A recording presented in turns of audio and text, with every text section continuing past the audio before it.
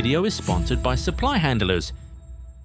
2 Champions Leagues in a row, back-to-back European titles, and Luis Enrique is now only behind Carlo Ancelotti in terms of Champions League final wins as a manager. PSG scored 45 goals across this campaign, matching Barcelona's single-season record from 1999 to 2000. They are, without question, the most dominant club in European football right now. But here's the thing about dynasties. They don't survive on talent alone. Real Madrid won 3 straight from 2016 to 2018, not because they coasted, they evolved every single summer. PSG's squad is already elite. This isn't a rebuild, it's about solving the specific cracks that still exist before they become fault lines. So, let's get into it. Hey fam, this is your chance to build the jersey collection you've been waiting for. The Goal90 bundle deal is live. Buy 2 jerseys and get 10% off. Buy 3 and get 15% off. Buy 4 and get a massive 25% off. Club kits, country kits, retro classics, pick your favourites and save big. And yes, every order comes with free worldwide shipping. The deal runs only until the end of May. Goal90 bundle deal. Buy more, save more. Shop now at Goal90 Shop. Start with the one nobody wants to admit, but everyone already knows. PSG need a genuinely world-class goalkeeper. When Donnarumma left last summer, PSG handed the gloves to Lucas Chevalier, a promising Frenchman from Lille who cost around 40 million euros. The reality was that Chevalier never commanded the goal with the authority Enrique demands, failing to keep a single clean sheet in 6 Champions League starts before injury ended his run in October. Matvei Safonov stepped in with genuine highs, magnificent against Liverpool in the group stage and 4 penalty saves in the Intercontinental Cup,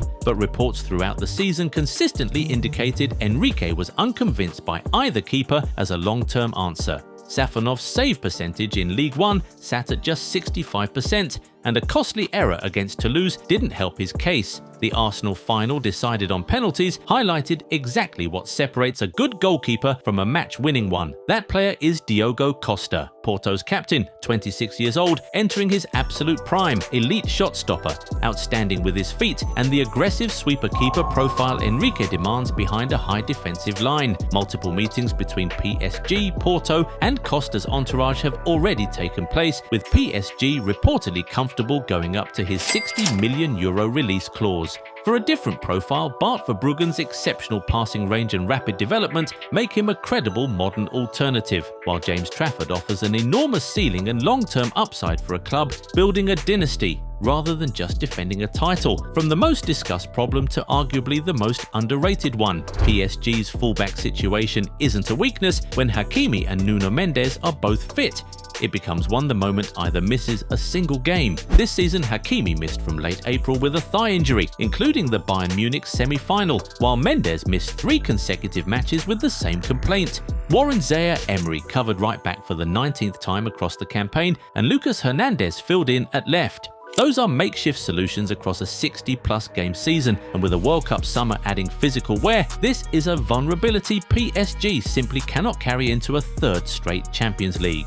At right back, Marc Pubil is the name generating the loudest noise. The 22-year-old went from Atletico Madrid backup to one of Europe's most coveted young defenders in a single season, 36 appearances, a Spain World Cup call-up, and confirmed interest from PSG alongside other top clubs. What makes him so valuable specifically here is his ability to cover right back and centre back simultaneously, solving 2 depth problems in one signing. His athleticism, technical quality, and ceiling make him almost tailor-made for what Enrique builds. Van der Sar at Monaco is the more attacking alternative. High energy, proven in League One, Brazilian international, and available at a fraction of the cost. On the left, Milos Kerkez, now at Liverpool, and Miguel Gutierrez, now at Napoli, represent 2 very different but equally valid profiles. Kerkez brings fearless, high-intensity pressing football and still has his best years ahead. Gutierrez is technically polished and capable of drifting into midfield during build-up phases in exactly the manner Enrique loves from his wide defenders. Both profiles are genuine upgrades on what currently sits behind Mendes, now for the area the Arsenal final put under its sharpest spotlight.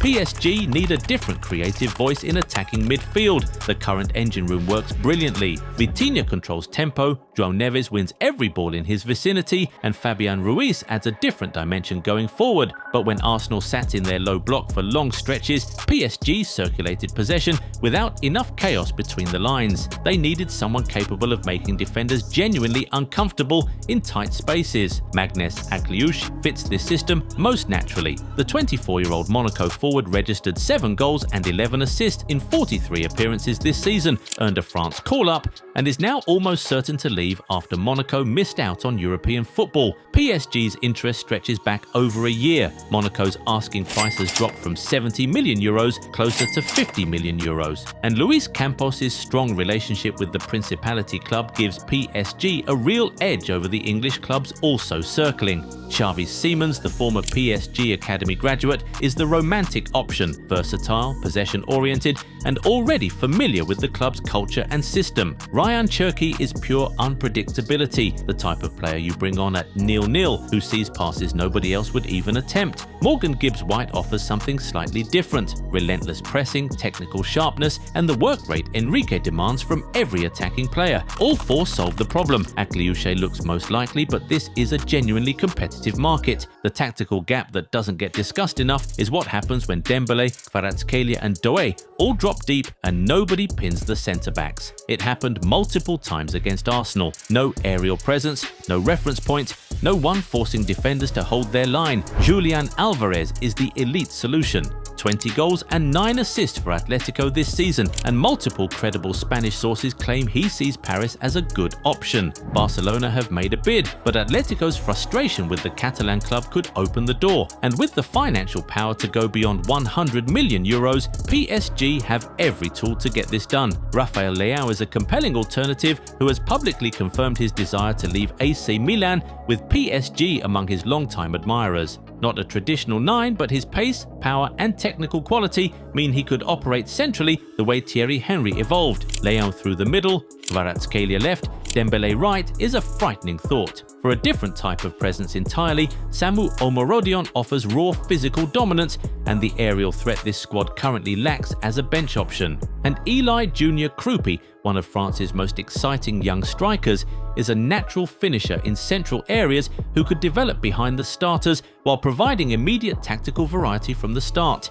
The final piece looks furthest ahead but carries equal urgency. PSG need another elite centre-back. Marquinhos remains excellent, but at 32, Pacho will need another high-quality partner. Relying solely on Zabani and Beraldo across a triple competition season is not the profile of a dynasty. Ibrahima Konate is available on a free transfer. Liverpool officially confirmed his departure after contract talks broke down. 27 years old, French international, physically dominant, quick enough for Enrique's high line, and arriving at 0 transfer cost while PSG are spending heavily elsewhere. That combination is rare. Joško Gvardiol is the higher cost option at around 75 million euros, but his ability to cover both centre-back and left-back addresses 2 squad gaps simultaneously, and with Guardiola gone from City, he wants out. Antonio Silva at Benfica is the long-term project, technically excellent, comfortable in large spaces, and a name repeatedly linked with PSG over the past 2 years. And if Pubil arrives as a right-back, his natural ability to step inside centrally means he doubles as genuine cover across the back line too. 2 Champions League trophies, history within touching distance, the squad to do it. These are the moves that could make the 3 Peat dreams turn into shouts for number 4. What do you think about our options? Let us know in the comments. Remember to leave a like on the video if you enjoyed it and subscribe to the channel. Also, be sure to turn on post notifications so that you never miss out on any new videos. Catch you in the next one. Bye.